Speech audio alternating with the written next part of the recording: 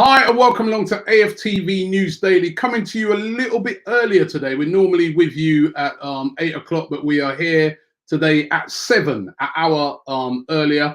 That's because I've got to do this little poker thing at 8 o'clock. So I don't know what I'm doing. I don't know how to play poker, but I'm going to give it a go.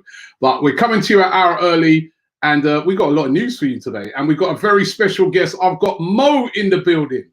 How you doing, man? How's it going? Yeah, I'm good, man. How are you, Robbie? Yeah, I'm good, man. I'm good. Last time I was chatting to you, I think the last time we had you on, you were just about to embark on Ramadan. Yeah. Or he was about a week in or something like that. How did you get on? It was good, man. Actually, I really enjoyed it. My wife and I, we completed the whole Quran. We read that, and I stayed away from sin. So it was good spiritually. And now I'm back in front of the devil himself again. That's what I was about to say. Is that why you stayed away from me? Right? Exactly. Yeah. And then, you know what, Robbie, it's funny. They say in Islam, they say, right, that in the month of Ramadan, the devil's locked away. So you contacted me before Ramadan, and now it's over. You're contacting me again. I'm starting to put two and two together. I'm disrespecting you. Right, Well, what are you doing at 8 o'clock? Huh? No. What are you doing at 8 o'clock? all right. Yeah, you got me, man. You got me. Right. Listen, it's great to have you. It's great to have you on. And do you know what, right? The story we were going to really go with was this whole thing about Coutinho and that. We're going to get to that.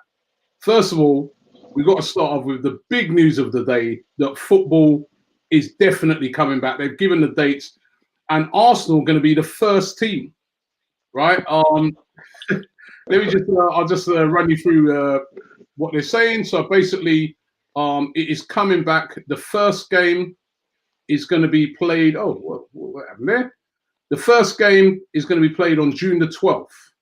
All right. So that is when it's going to resume back. And it's good news. It's good news that it's back. Sorry, what am I talking about? June the 17th. Yeah, that's what I thought. And that's going to be the first game is going to be us taking on Manchester City, which of course that was the game that got postponed. Which was that was sort of the first indicators of what was going to come with this whole coronavirus thing. That game got postponed. That was the Wednesday night game. And then, of course, the weekend game after that, all of them got postponed after Mikel Arteta got it. But the games are coming back. They're going to have games that are going to be played on a Friday, Saturday, Sunday, Monday, also Tuesday, Wednesday, and Thursday. The games on Fridays will be played at 8 o'clock. The games on Saturdays are going to be played at 12:30, 3 o'clock. Remember, normally you normally get live games at 3 o'clock, but they'll be playing live 3 o'clock, 5:30, and 8 o'clock. So 4 games on a Saturday, 4 games on a Sunday as well. 12, 2, 4:30, and 7.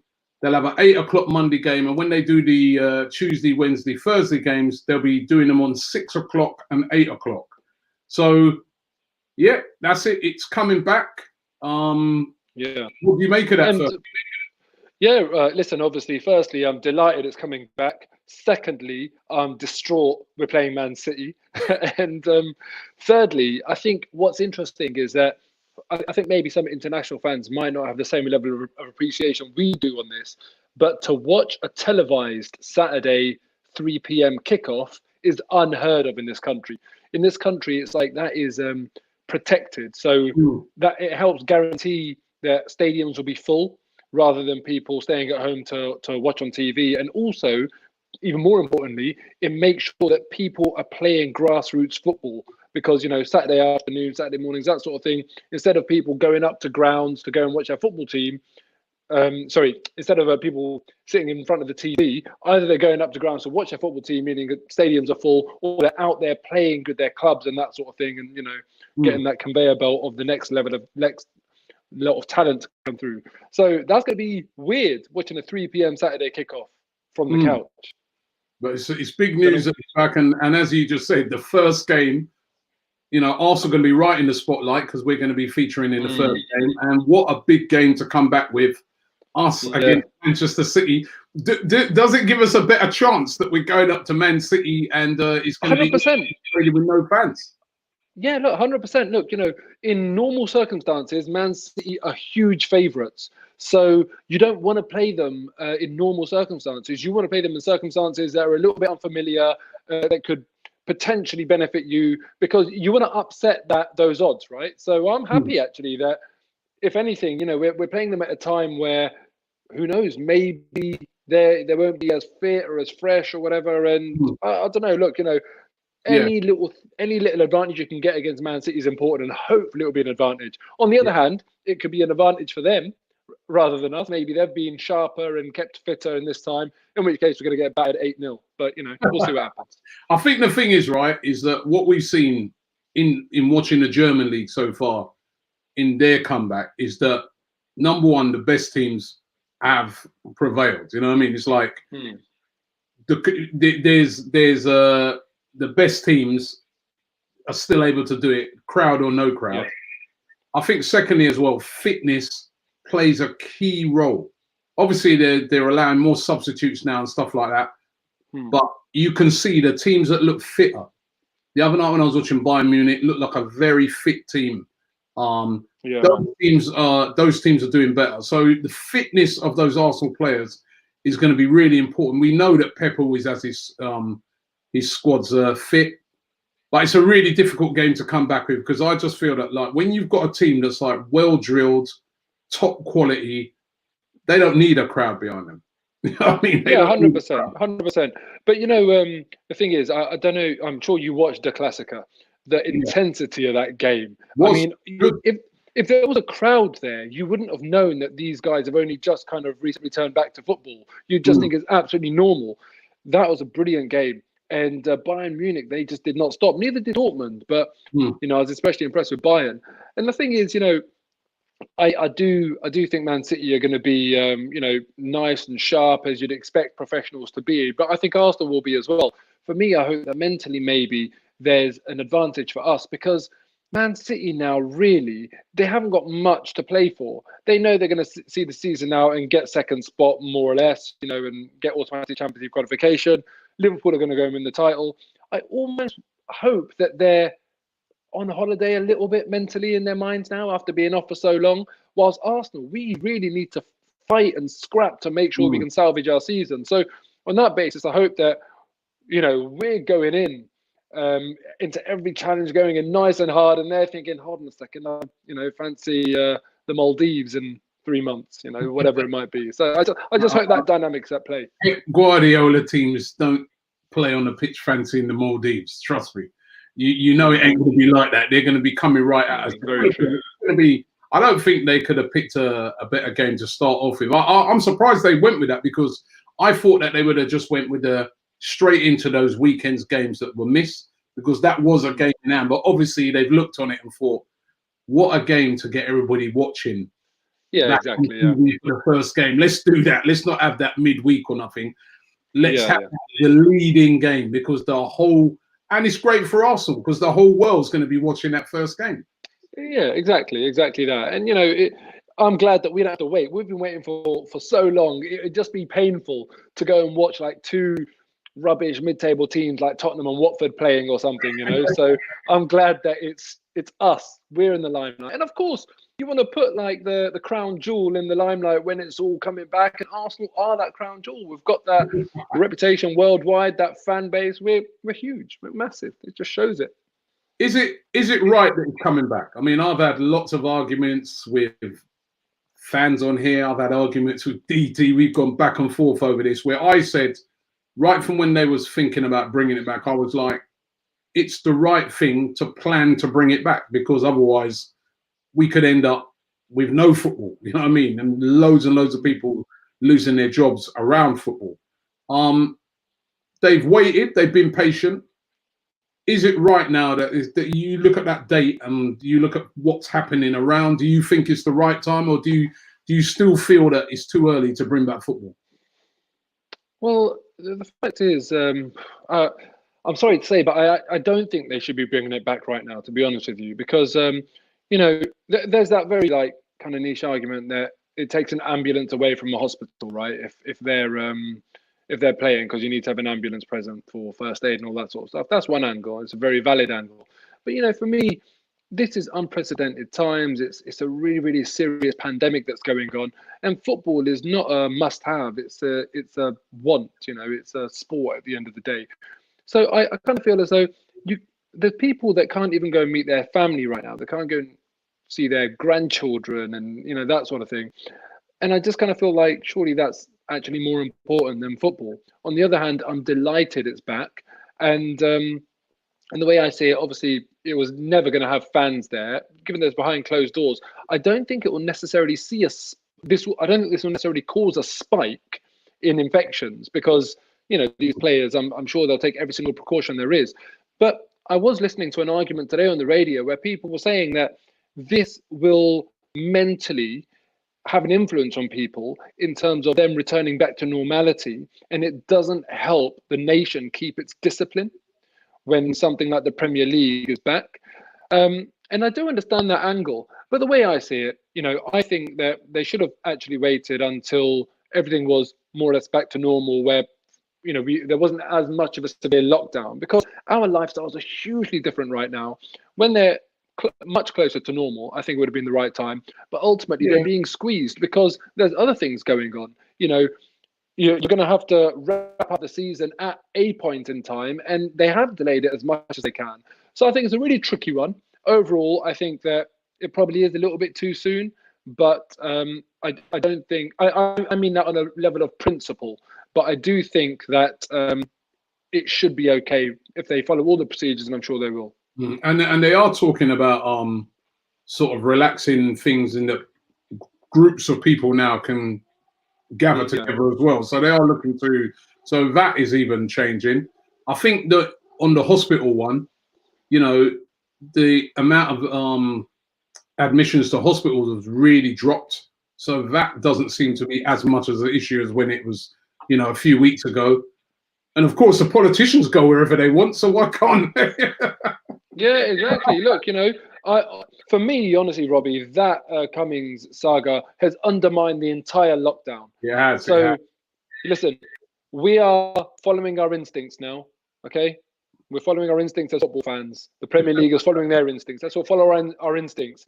And who knows, man? When Arsenal are playing, I might even go down to N5 to go and test my eyesight as well. Try and. Well, I think I just feel like what. I think I saw something. It has been. It's completely undermined it. Yeah, it has undermined it. You're right. I think I saw something from Sadiq Khan today, the Mayor of London, where he's talking about he's worried that fans might turn up at the stadiums.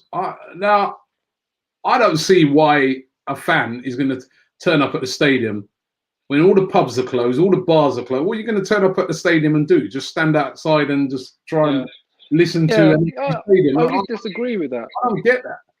I really disagree with that. I just don't think that's a good look. As you say, it's kind of illogical. It makes no sense. What are you going to do? There's not even going to be any crowd noise. You're literally going to be standing outside and watching it on a smaller screen than you could be watching it on. You might as well stay home and watch it in comfort. So no, I think that's an unfounded thing. Yeah. I just feel like sometimes the way politicians and the media talk about football fans, they really regard football fans with real stupidity or just kind of a complete lack of common sense. And actually, do you know what? I don't think that you always have to assume the worst of football fans. I think we'll respect it. It is what it is. And actually, we'll want to get the best seat in the house, and that will be in front of our TVs. Yeah, no, you're 100% right. I can't see why a fan would turn up at the football ground when, you could watch it on TV. It's going to be free here in the UK,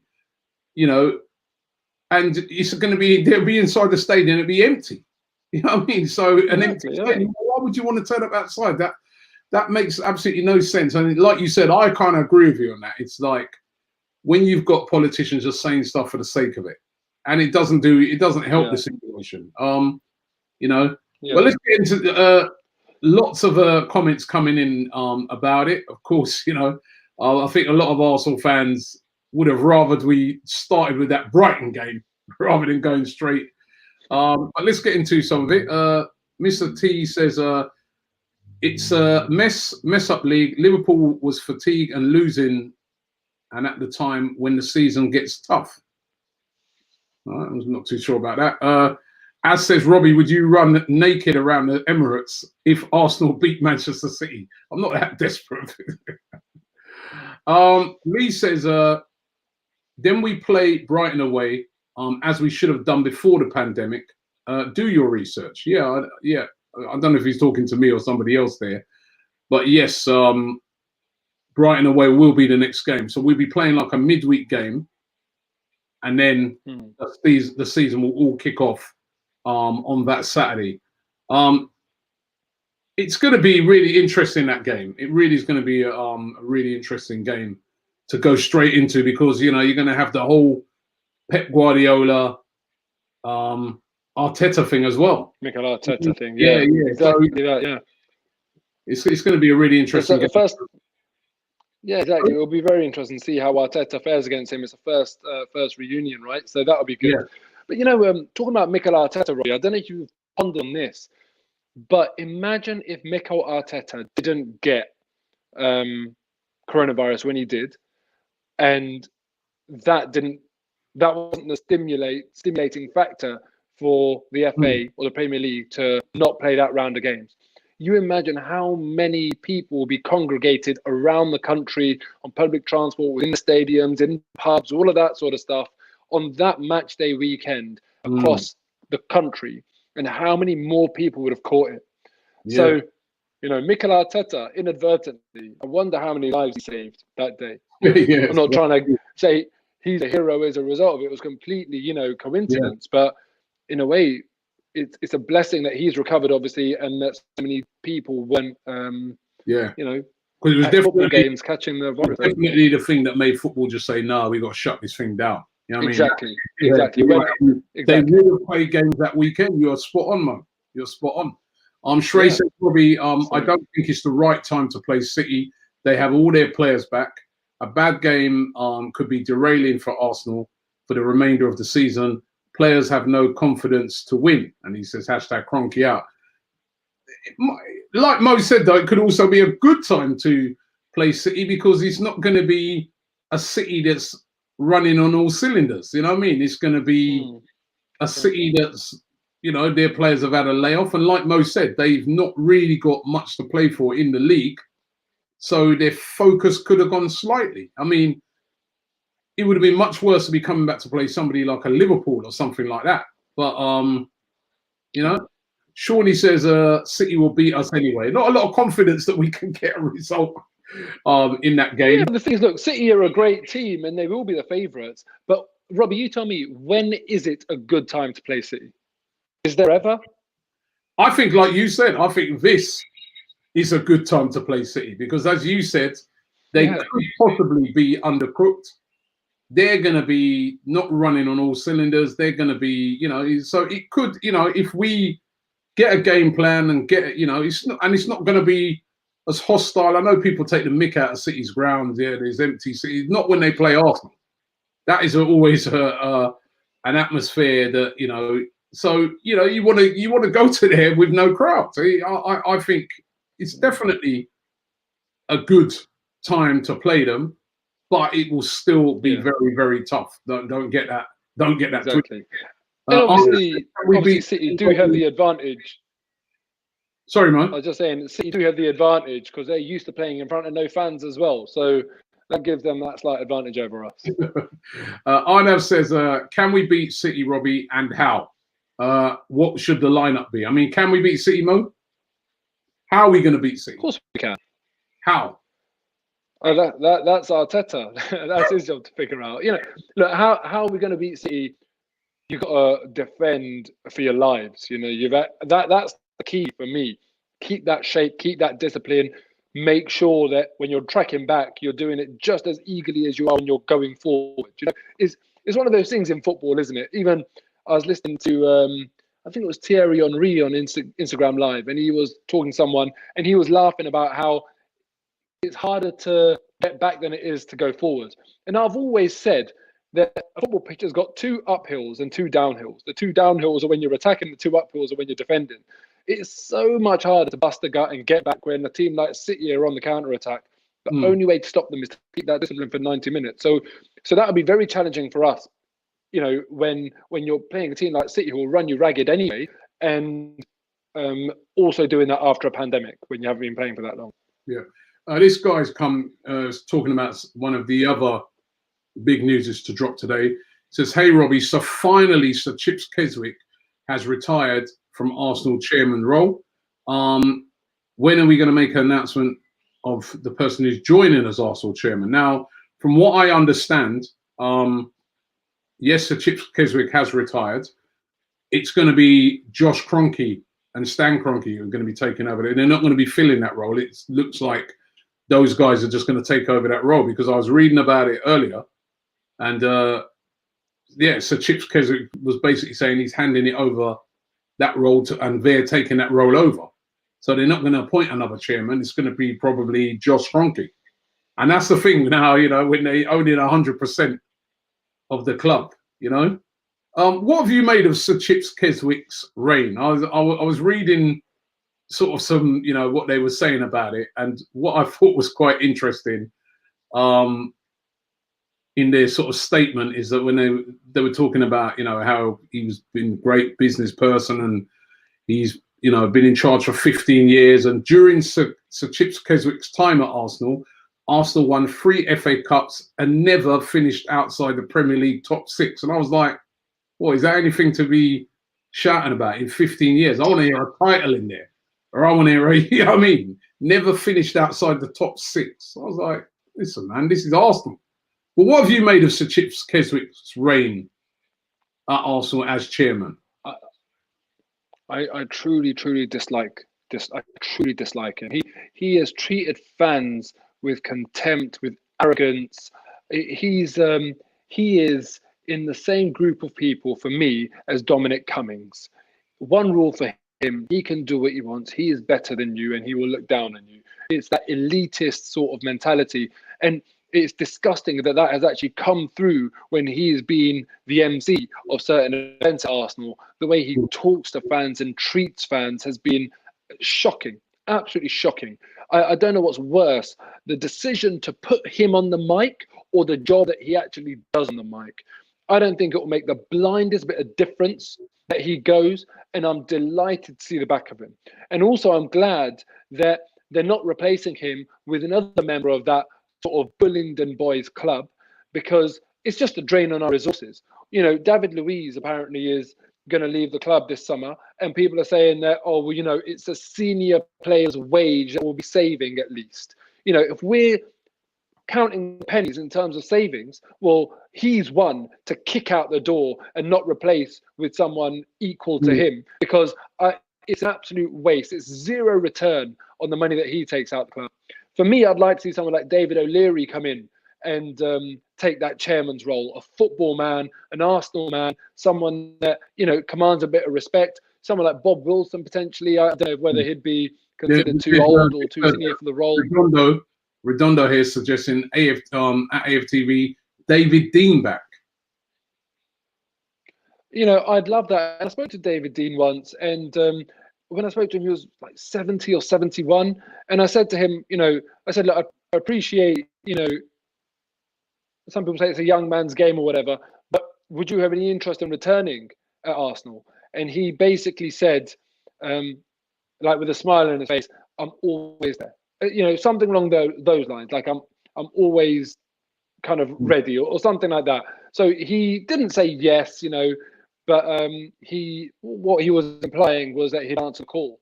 I don't know now. It's, you know, that was a few years ago, and who knows? But I'd love him back. I'd love David Dean back. They used to say about David Dean that he had the biggest contacts book in football. He was hugely influential. He had a position at the FA as well. You know, someone like him added a lot of value. Someone like Chips Keswick, do one. This guy Pranav says, does having Josh take over the chairman role mean that the owners are taking greater interest in the club, or that they can't be bothered to have him replaced? I honestly don't know. And that's a very good question. Is it going to be, I mean, like you said, I didn't really, I have to be honest, I never used to know what Sir Chips Keswick did, apart from speak at those meetings on behalf of Stan Kroenke. I really don't know what he did. Honestly. I mean, obviously he must have been doing some stuff, and they're talking about how he was a great business person and guided us through this period. But honestly, I don't. I mean, like you said, I remember being at one of those meetings. I think it was with you. I think me and you were there, and he was asked a question about the lack of diversity on the Arsenal board, and his answer to that was dreadful. You know what I mean? And with this and yeah, I mean, I don't think there's going to be many Arsenal fans that are going to be going, "Oh my God, man, we've lost a great steward." You know what I mean? He just didn't have that. He always had a very frothy relationship with the fans, didn't he? He like you said, it was almost like, oh, you lot go away, leave me alone. This is how we're doing it. Exactly. You need to be grateful that we're here. And it's going to be interesting what they do. I mean, I don't know. These guys now, they own 100% of the club. If Josh Kroenke does take over and he is the chairman, I want to see him more visible. You know what I mean? I want to see a more visible. Yeah, but things. Robbie, again, I just asked the question: what qualifies Josh Kroenke to be the chairman? What track record? His dad owns it. It's a joke. I mean, honestly, do you know when you go up a little high street and you see Bob and Sons, builders merchants and stuff? That's a family business. I cannot believe Arsenal has become Kroenke and Son. It's a joke to me that level of nepotism has filtered through our club. What is your track record? People should be clamoring to take that role of Arsenal chairman. That is a very, very prestigious opportunity. And the fact that it's just given to the owner's son, to me, is a joke. I've got an uncle in Pakistan that owns a flour mill. Yeah, it's good business, and his son has taken over from him. That's what my club is now. I just don't get it. It's honestly, it really, really annoys me. I'm laughing about it, but it really annoys me. But I have to admit, as I said, at least we're not putting another elite toff in a suit into the boardroom and who's going to take a few million out of the club every year. At least we're not putting another one in. But I wish we put someone sensible in there, like a David O'Leary. Well, what about this guy's suggestion here? Read that one. Robbie for Arsenal chairman. Oh, bloody hell. You know what? Everybody here is actually asking me to. They're saying that I must check Aubameyang's dad's Instagram. Right? He's apparently said something. So I'm checking it to see exactly what he said. Whilst I'm doing that, I want to get your take on David Luiz, right? Because all right. That broke yesterday. We all thought that he had 2 years left and that, he'd probably leave at the end of next season. Turns out he's only got 1 year left. Turns out like they're not in negotiations to renew. He's on about 120 grand a week. And maybe that's why he's been saying for a couple of weeks now that he'd like to finish his career at Benfica. Is this a bad move by Arsenal? Not, making him stay for another year? I don't know. Look, the thing is, managers don't get a lot of time, right? We know that managers' spans at clubs are quite short. And for me, Mikel Arteta, he needs to get his team very, very quickly established. And if he wants a left-footed centre, which is what we've been hearing a lot of, then he needs to make that happen. And there's no point having 120 grand David Luiz on the bench. For me, David Luiz has never been the answer to Arsenal's problems, for a start. He's not that commanding, disciplined, well-drilled centre-back. He's got a bit more flair to his game. So I wasn't exactly thrilled when we got him. But I do think he's been a pleasant surprise. I think he's done quite well this year. So I wouldn't be upset if he stayed. And I also wouldn't be upset if he left. Because I do think we need to plan for the future. And I do want to see Arteta with the right personnel, well-drilled, young, hungry centre-backs and defenders, and with that right foot, left foot dynamic that he seems to very clearly value, if you believe the reports that you read. So I understand them letting him go. And ultimately, whether we like it or not, there's a massive financial gap to fill now. And, it's easier to save some costs rather than earn new money. And yeah, this is obviously 120 grand a week is not small money. So I understand it, to be honest with you. Okay. On the Aubameyang thing, he's like, his dad's posted up a story on his Instagram, and basically he's got troops all over it saying Ababa, Ababa, yeah, right. And he's put a caption, "Do your thing, Abba." Now a lot of fans are speculating that means he's going to sign, and that I think that's more saying that's more like the season's coming back. Do your thing, you know what I mean? He's coming back, so I think that's what. Yeah. That's how I'm interpreting that. A lot of people are interpreting that like he's saying to his son, "Sign the thing." But Yeah, who knows? nobody. Because Aubameyang's dad he did something recently on his story, didn't he? That I think he shared another Instagram account picture or something like that. So I think we can read into these things a bit too much. If we're going to go by any kind of social media activity, I do think the activity around Bukayo Saka recently has been really promising. Yeah. You know, Arsenal have been sharing his pictures quite a lot, sharing a picture of him when he was very, very young at Arsenal, and that doesn't make a lot of sense to be doing all of that if he's then not going to sign. But then Arsenal are a club that often makes absolutely no sense. We sign players with broken backs. We add a pound onto a 40 million. You know, God knows what goes on at Arsenal. So, but I hope for Saka will sign. And look, of course, I want Aubameyang to sign. I hope that his dad's story means you know he's signing, as well as obviously that he's going to go do his thing when the season returns. But I guess we just have to wait and see. What's your instinct though, Robbie? My instinct is, you know what? I don't know. I think he was signed. I think had it not been for this pandemic, I think he'd be more than likely he'd have left. I think because of this pandemic, if I was advising him, I'd be saying, Aubameyang, you're the captain of Arsenal, right? You're the captain. You're not going to go to Barcelona. You're not going to go to Real Madrid. You're not going to get those real mega clubs right now because they're not spending, right? So to me, unless it's one of those two or a real big European, you know, Juventus or somebody or PSG, I don't see the point in moving because, you know, your move's got to be to go to try and win, say, the Champions League or a league or something like that, you know. And I mean, I'd hate for him to go to another English club, obviously, but I think the options are not really there at the moment. So if the options are not there, but Robbie, I'm not sure about that because. But look, you know, the thing is, if Barcelona win a title, Real Madrid has to respond. That's just the culture in Spain, and they respond by saying, "Right, this is what we're going to do to win the title next year." Likewise, vice versa as well. So if Barcelona, and it's a good title race in Spain this year, when that all washes up, if Barcelona have won the league, Real Madrid president is going to have to promise a signing or some signings and try and make something happen.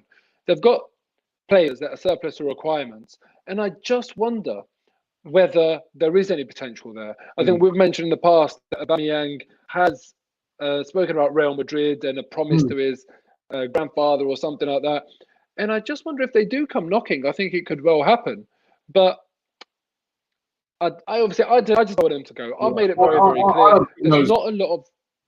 I think the Spanish giants have got a lot of problems. They've got a lot of players they need to get rid of that they can't even get rid of. I mean, one of them's Coutinho. But that's why I think a swap deal is likely. Yeah, we'll talk about Coutinho in a second there.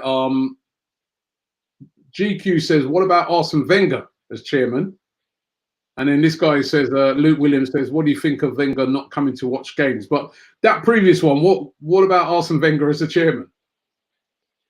The answer to both of those questions is it's too soon. I think Arsene Wenger truly is aware of the fact that if he returns, it puts a bit of kind of pressure and focus on the manager, and it's just I don't think it's useful.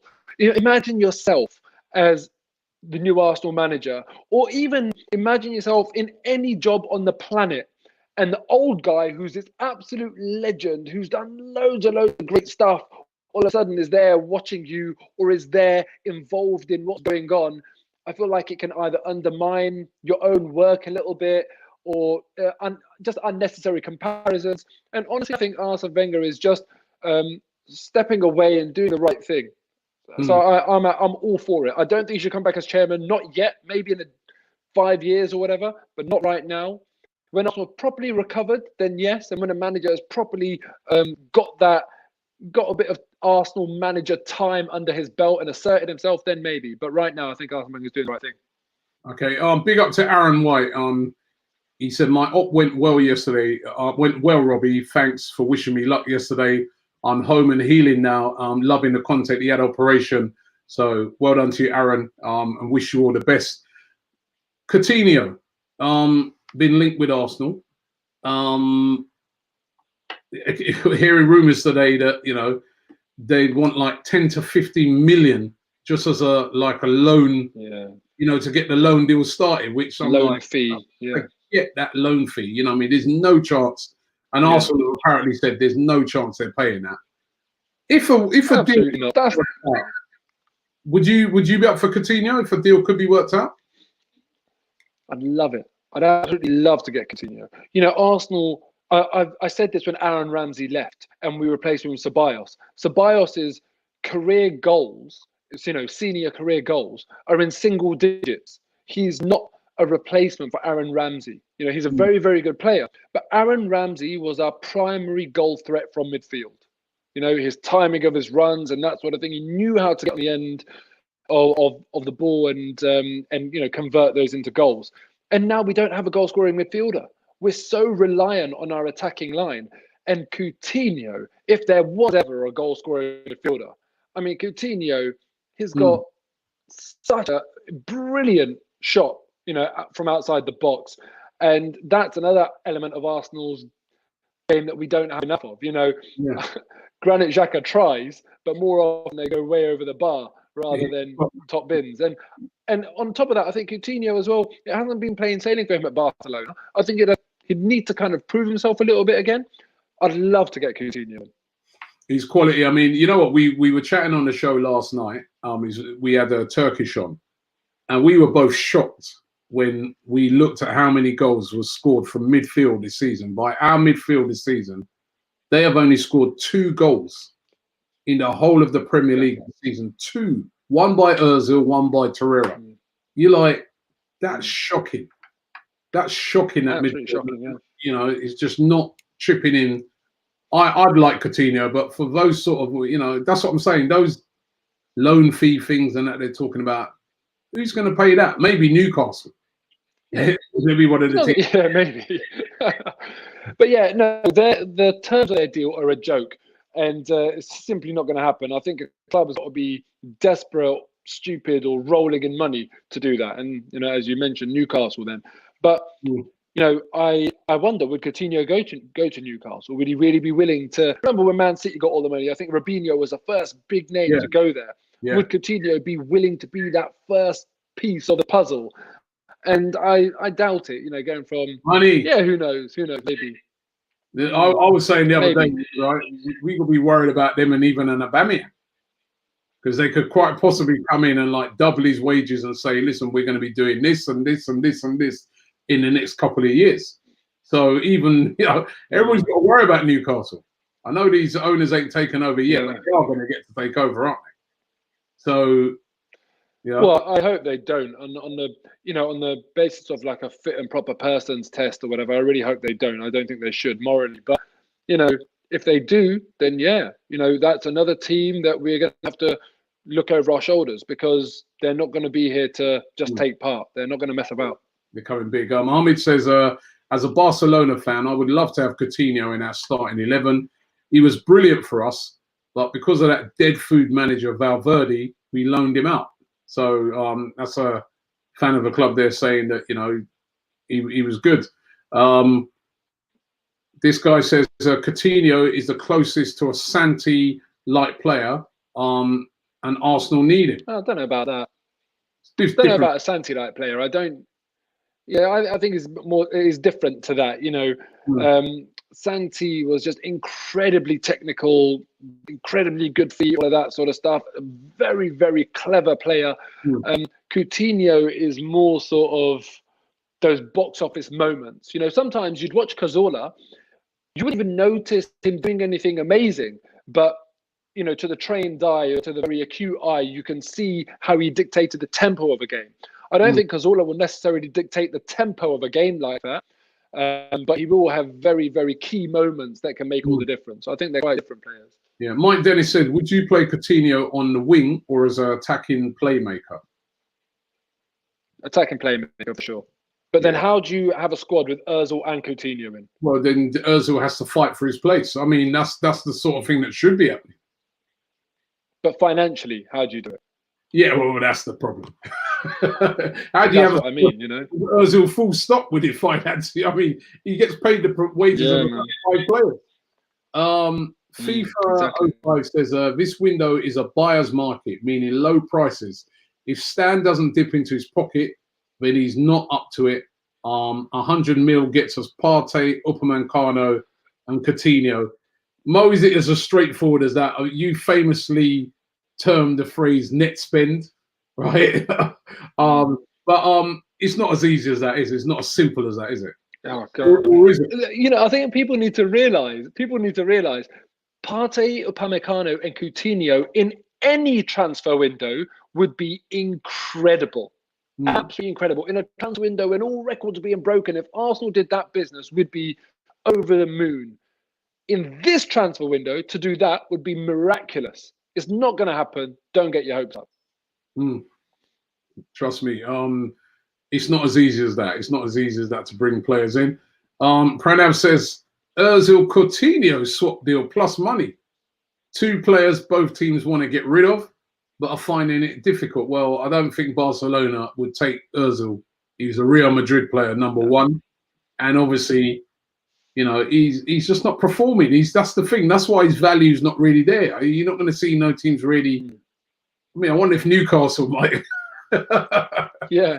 But, Newcastle, America, China, I don't know. Well, you ain't going to China.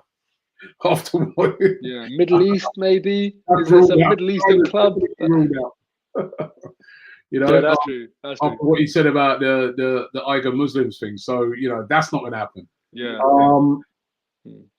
Robbie and Mo, please check out the rumor with Barcelona and Lautaro Martinez. Apparently, they want to move in for him. Why can't I don't get that last part, but yeah, they are after Martinez. That's probably the player they'd more likely buy. Do you get that part? Yeah, you did well there, Robbie. Yeah, I knew. I saw the swallow bit, and I knew that there was something going to be. You know what I mean? They did well there. They really tried to get you that one. They tried to slip them in. I know they do it all the time. Yet and still we rise. Says Arsenal is a social experiment to break Pep's spirits. Well, you know, I hope so, mate.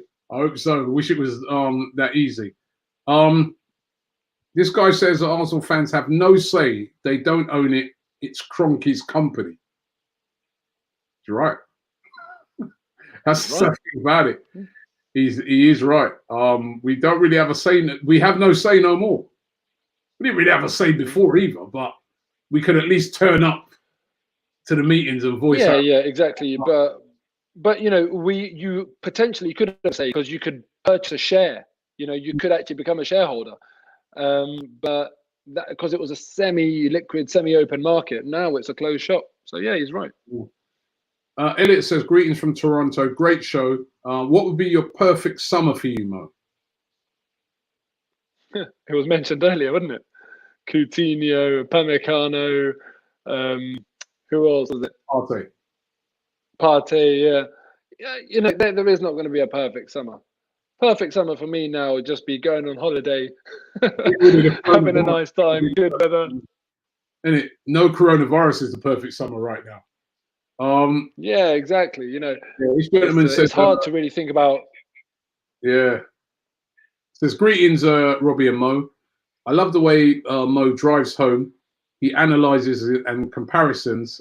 Keep up the good work going on AFTV. So someone bigging you up for your much, man. Appreciate that. He hasn't heard some of the crap. I appreciate that. He hasn't heard some of the rubbish you say sometimes when we're driving back from a game and that. He obviously ain't heard that. Oh man. You're one to talk, honestly. MSG4403 says, Mo, I just want to say Eid Mubarak to you, although it's late. Eid Mubarak to you too, my brother. It doesn't matter if it's late. Thank you very much. All right. Greetings from excuse me. Greetings from Malaysia. Hey Robbie and Mo, thoughts on big games like Arsenal versus City and the derbies being played at neutral venues? I didn't see that. Are they going to play them at neutral venue? I don't think they've confirmed that yet, have they? No, as far as my understanding, my expectation is it's just their stadium. I've not really heard nothing about it being played at neutral venues, so I'm not 100% sure about that. Yeah. 05 says we have to be smart about buying players. For instance, City's top spend is around 60 million, and they get quality players without breaking the bank. Well, I think a lot of that's because they've broken the bank in the past. So now they've got less players to get. You know what I mean? Whereas we, at the moment, we need a lot. We need a lot. Yeah. Sam Hall says, greetings from Iceland. What do you think of Torreira this season? Would you sell? My good friend Mike Coxon, who works at Arsenal, says he's essential to the club. Torreira, that's another one being linked with a move away, Mo. That's a really interesting one, and I really like Torreira. I really, really don't understand why he has not been utilised effectively and why we're entertaining rumours about him leaving. You know, I have to say, Granit Xhaka has been hugely improved of late, but he's still not at the level, in my opinion, that we need. I think Granit Xhaka has got so much talent, he's got so much potential, but unfortunately there's facets of his game that really, really let him down. And the way Arsenal utilise him just doesn't work. Maybe in a different league, in a different team, in a different system, he could be a very, very good player. But for me, I would be putting Torreira as a specialist CDM. And when he's in that spot, he does very, very well for us. So I would not let Torreira go. I'd love to see Torreira playing next to Coutinho, well, not next to Coutinho, but in the same midfield as Coutinho, and looking out for each other and doing the bits that each other can't do. And I think they complement each other really, really well. I think that'd be a very dynamic midfield. And Torreira is a big, big part of, for me, a very good, balanced Arsenal side in the future. Yeah. Guna Gaming TV says Manchester City is not invincible. Just ask Norwich City. Trust in Arteta. He has the knowledge. Well, it's going to be, as I said, you couldn't hope for a better game to come back with. You couldn't, because it's going to be the spotlight is really going to be on that game. Disband says, Robbie and Mo, according to the news, Louise might be leaving, and Arteta is also looking to sell 3 defenders now. If we don't have the funds, how do we manage to fulfill our defensive structure? Well, first of all, we've got about 8 defenders, right? That's the first thing. But what is, 3 defenders, and included in there is Rob Holding, is the speculation. Yeah. Would you get rid of Holding? No, I wouldn't. I think Rob Holding, in his Arsenal career, he's been unlucky with injuries, but that's a story for a lot of players. Other than injuries, when he's been on the pitch, I think he's shown enough to suggest that he's got some real promise. So, I'd be looking at people like Socrates, who I think we've seen declining now at Arsenal. At one point, he was fine. I think this season we've seen the start of his decline. I'd be moving him on as well. Someone like Rob Holding, I'm still quite hopeful for. He's the sort of player that if we got rid of him this summer, I would not be surprised if he was playing at a very, very high level, or at the top level, and doing very, very well for another team. Like, for example, Serge Gnabry. So I don't want to give up on Rob Holding just yet. I rate him. Yeah. Mark, I wanted to ask you about the leaked Arsenal kit, the away kit. I don't know if you can see it here. Footy headlines. You always seem to get these leaks. They've got this leak here, and they're saying that, and they got the home kit, right? They're saying that this is going to be the away kit. What do you think of that? Well, I'll show you again. I mean, it's mad. That to me is crazy. Like, first, 2 things, right? Firstly, it's white. We have had white kits in the past. I think of 2 others, so it's not unprecedented. But there is another small team in North London that plays in white, so that's always controversial in the first place. And then to have what looks like splattered blood all over it. It's like, I mean, Look, it looks like It's odd. It is strange. I'm gonna have to say. It looks like someone slashed the person who's wearing it. Yeah, exactly. And look, you know what I mean? You ever seen that movie? You know, that Bruce Lee movie, Enter the Dragon, where Han, he puts that thing on. There's like with all them blades on it. He's going shh across. That's what he looks like. Yeah, death by 1,000 cuts. But listen, when I see it. I do think that kit has got the potential to be really iconic, because you imagine if you have a great season, if you have a terrible season, the amount of puns or whatever about if you have a great season, the blood of your opponents. If it's your season, it's like they drew Arsenal's blood and all that sort of stuff. I think it's got the potential to be quite an iconic one. But I'd stay away from that. If I could say yes or no for that kit right now, I'd be saying no. It's a bit out there with the blood stain. That is the thing. What you just said there is the thing about football kits, right? Because the bruised banana, when that first came out, all Arsenal fans hated that kit. Now that is so iconic that they even done a different version to it last year. So sometimes those kits that look, that you think, what is that? They turn out to be those iconic kits. This guy, and I think that's what they're going for here. I think it's quite calculated. If they do release that, I think it's because they're thinking, this could potentially be iconic. But do you know what? When it comes to Arsenal kits, Adidas need to employ. I think it's his handle on Twitter is FFX Graphics or something. Robbie, you must have seen some of the concept kits he comes out with. They are incredible. He's done this one, it's black with some yellow on it, gorgeous. They just need to let him he needs to head up the design at Adidas, because his kits are incredible, much nicer than that. I'll share them on my Instagram story so everyone can see them. They're just brilliant concept kits. Yeah. No, they are good. Akhilesh says, who would you start at left back versus City? Tierney or Saka? Remember, it's Kolasinac should be fit as well. I think playing Saka is a bit of a risk against City. You have to respect what they've got, in their attack. For me, Kieran Tierney hasn't played in a while. He's just come back from injuries, so I don't know. It's very difficult. It really all depends on the fitness. What was that? Sorry. I said Kolasinac has been injured as well. He'll be coming back as well. So he'll be fit. I mean, look,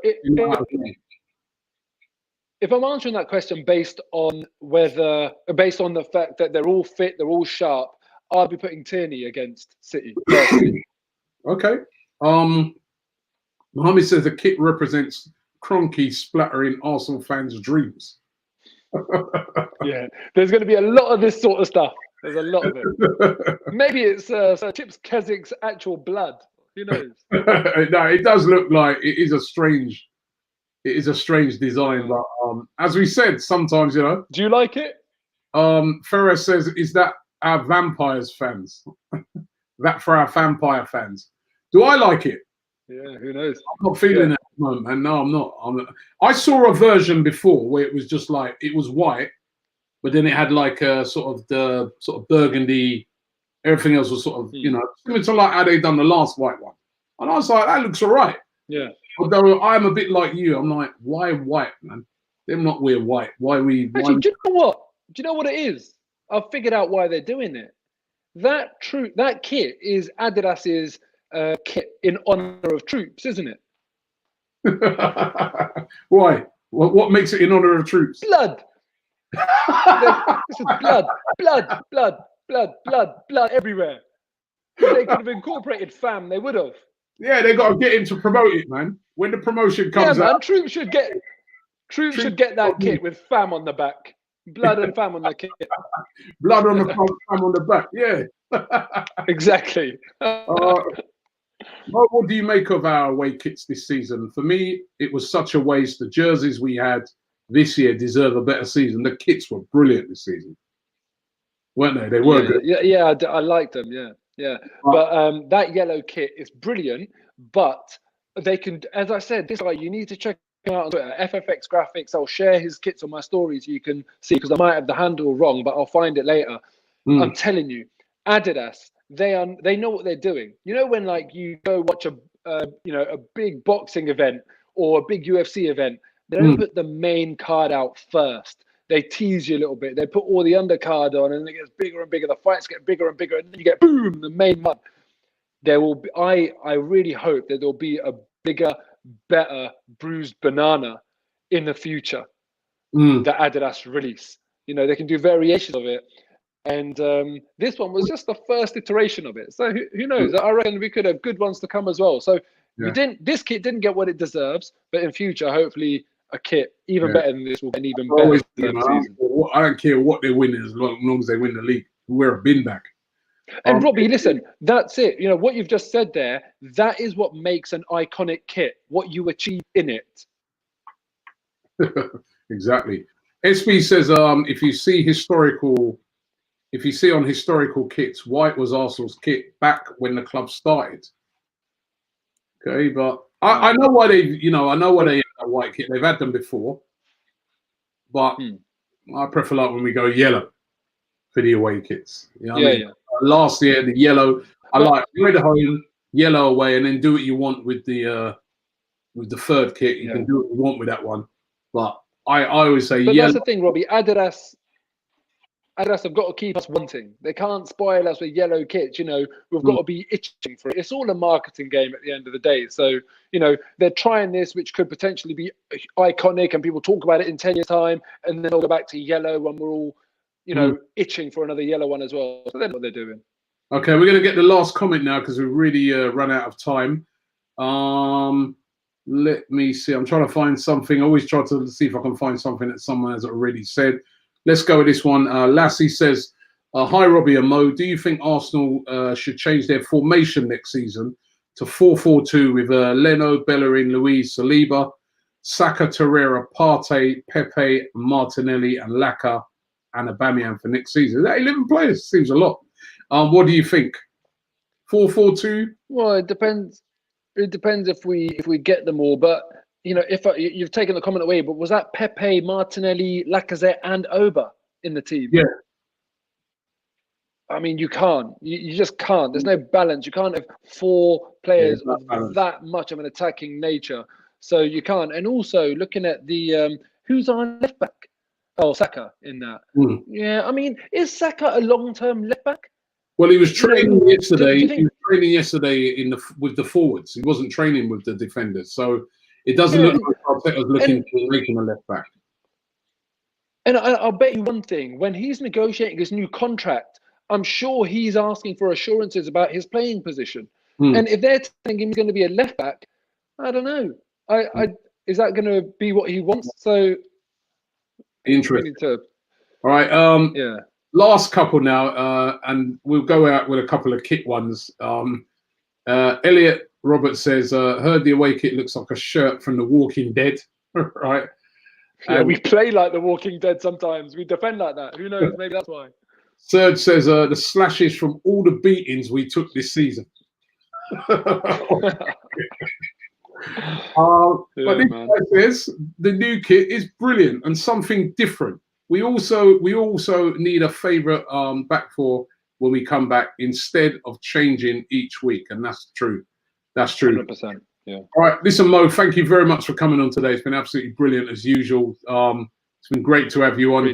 We'll be coming back, so we'll be talking a lot more, obviously. So brilliant, and you know, have yourself a good evening, mate. Good luck in the poker, Robbie. Make sure you beat the other lads. I'm absolutely rubbish at it. I'm just doing it. It's like a charity thing, so I'm doing it. I'm going to try and see if I can win any money for the charity, but don't hold out much hope. All right, but thanks a lot, Mo, and thanks to everybody for watching. And we will be back in the morning, so make sure you check it out. Interesting times, football coming back.